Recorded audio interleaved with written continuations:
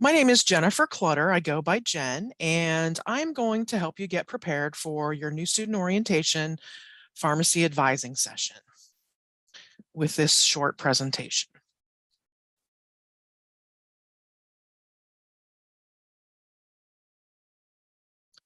So here's the agenda. Basically, I just gave you the welcome. I'm going to talk to you a little bit about where you're going to be assigned for an advisor. I'm also going to talk about plans of study and then go through some important reminders, talk to you a little bit about your course schedule, and then give you a checklist for you to kind of complete before your advising appointment. So let's go ahead and get started. So first of all, I would really like to welcome you to your Mountaineer adventure. We are so excited that you decided to select WVU as your school of choice to complete your pharmacy degree. I am a very proud Mountaineer myself, having earned 2 degrees from WVU, and I have worked at the School of Pharmacy for 28 plus years. And so I love what I do, and I'm looking very forward to working with all of you at one point or another in your career while at WVU. So you will be assigned an academic advisor at the university that will follow you through either until you get changed to a different advisor, or if you should change majors, or for example, you get into pharmacy school. So essentially, there are 3 primary different advisor assignment paths that can occur.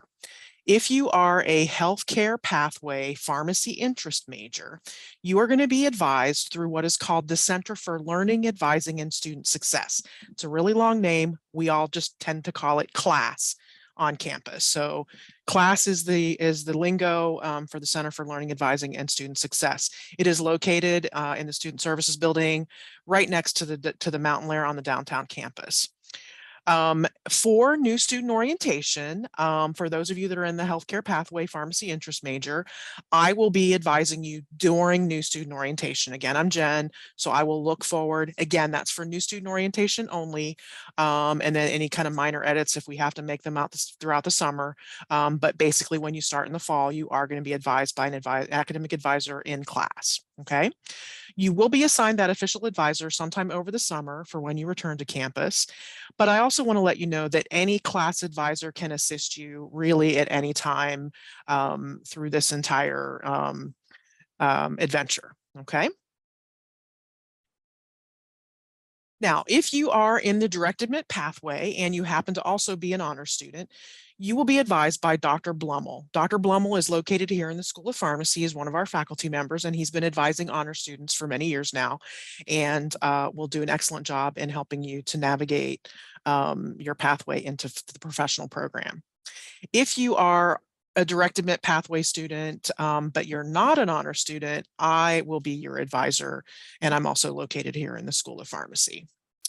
As a direct admit pathway student, I will also actually be a co-coordinator and co-instructor in your first year seminar course in your very first semester, Pharmacy 191, and then Pharmacy 199, again, for direct admit pathway students. So I look forward to seeing those of you in the DAP program in those courses. Now, on this site, we have a couple different examples of plans of study.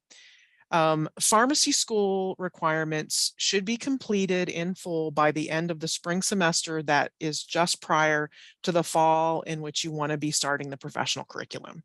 So our curriculum is structured as a 2+4 curriculum. So it's typically 2 years of pre-pharmacy and then 4 years of pharmacy school, but you graduate with a doctoral degree. Now, our admissions committee will allow you to take up to 2 non-sequential course requirements in the summer prior to when you would matriculate into the professional program. But again, we do recommend trying to get those done by the end of the spring semester, if at all possible. Now, you will be applying to the professional program, believe it or not, after your freshman year. So basically, next summer, summer of 2024, you will actually be applying for fall of 2025 admission. So it occurs an entire year in advance, and you will apply through what is called PharmCAS. that will launch in mid-July each year for the following academic year's matriculation. Our priority deadline is November 1st, and the final deadline is June 1st. However, one important thing to note is that we do have a rolling admissions process, so we will admit students as we interview them and continue them through the process. So do apply early. The earlier, the better. So the plans of study. The two-year plan of study is essentially what is required for the Direct Admit Pathway Program, or DAP as we call it. It is the minimum time frame necessary to complete all of the 61 to 60, I think 6 or 7 credit hours of coursework required for admission to the PharmD program. That does assume that you're not bringing in any other like dual enrollment college credit or AP scores or anything like that, and that you are placing into the first math and chemistry course in that plan of study. We also have some examples of 2-3-year plans, and that's based on where you get placed in math. This does not affect admission. If you take 3 years to complete your prerequisites, that's not a problem in terms of admission. The only time the length of time that it takes you to complete the prerequisites becomes an issue is if our admissions committee has seen a history of multiple course failures or course withdrawals without any substantiating reasons why. That generally indicates that a student cannot handle a full-time academic load and therefore would struggle in the professional program. But otherwise, a 3-year program is certainly fine.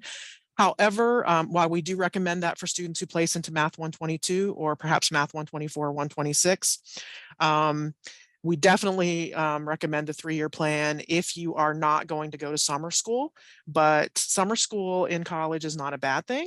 And it was an easy way actually that you would be able to get your prerequisites still done in a 2-year time frame, with just carefully sequencing some courses that you would take in the summer between semesters, between fall and, the normal academic year.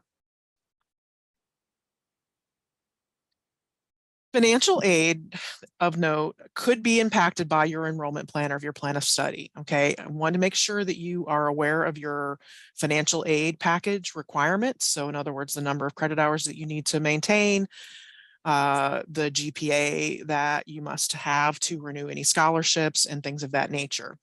Again, I want to point out that summer school is not a bad thing.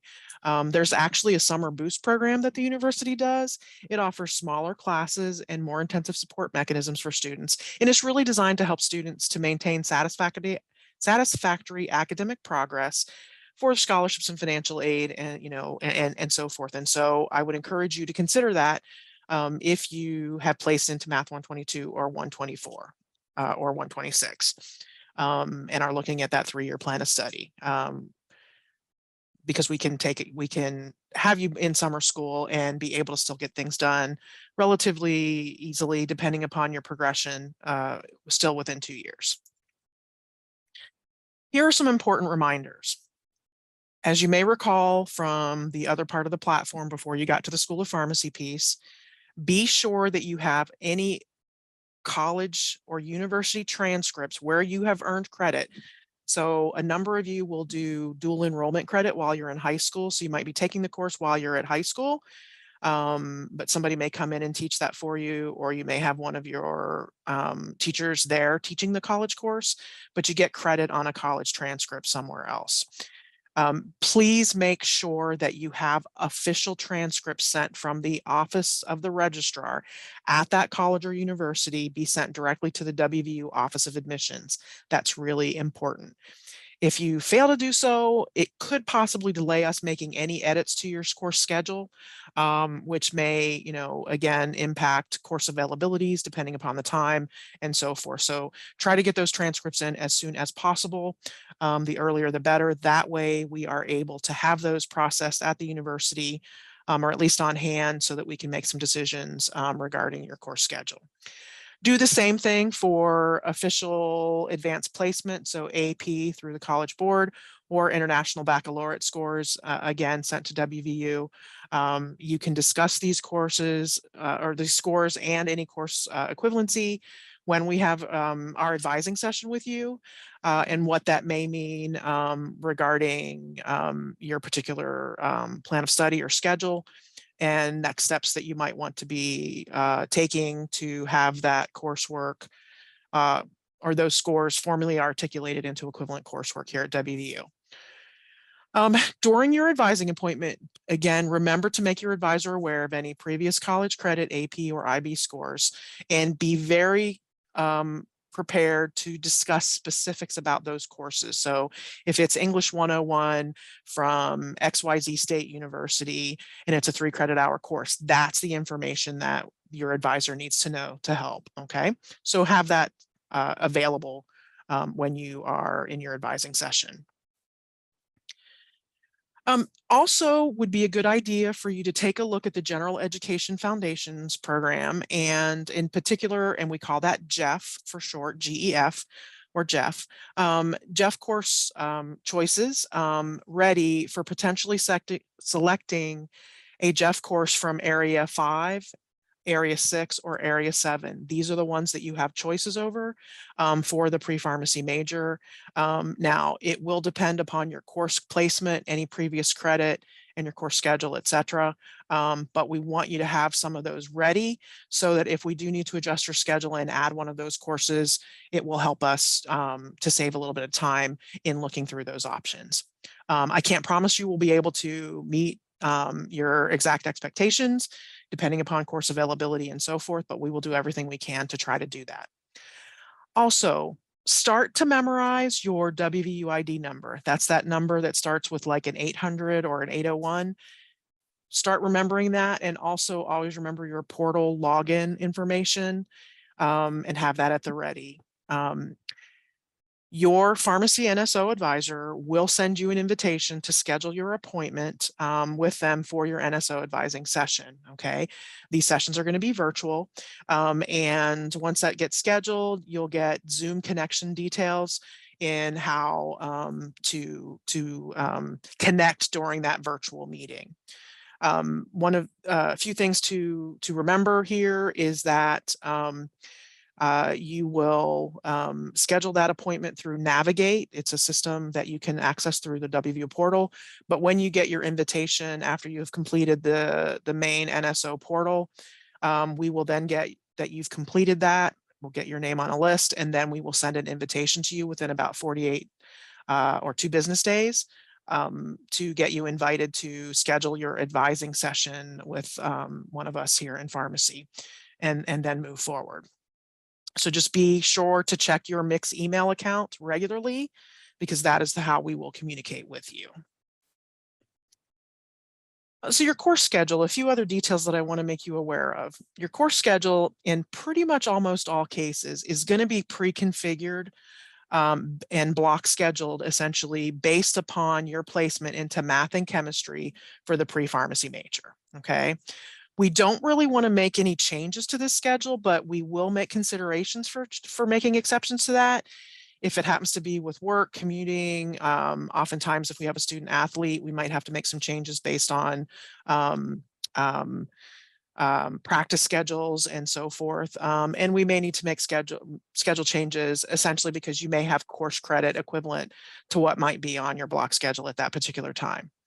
I do want to let you know, though, in subsequent semesters, you're going to be able to select your schedule based upon your preferences, course availability, and your plan of study. So just be aware of that. Your schedule may also look a little bit different than what appears on the example plans of study on the NSO web platform. Please understand that those are just 3 examples of almost an exponential number of possible plans of study.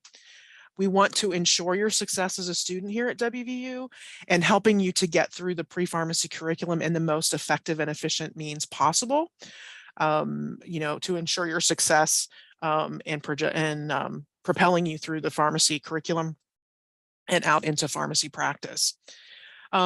Please note that some courses may only be taught in certain semesters, which may dictate when you should take them.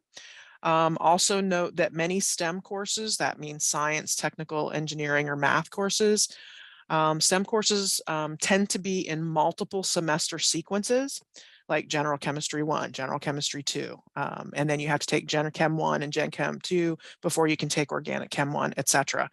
in those types of sequences. You must complete those courses with a grade of C or better before you can proceed to the next course in the series in that particular subject area. So just be aware of that, and that will impact your plan of study, but we can talk more about that. And you can continue to do that with your advisor semester to semester when you meet with them.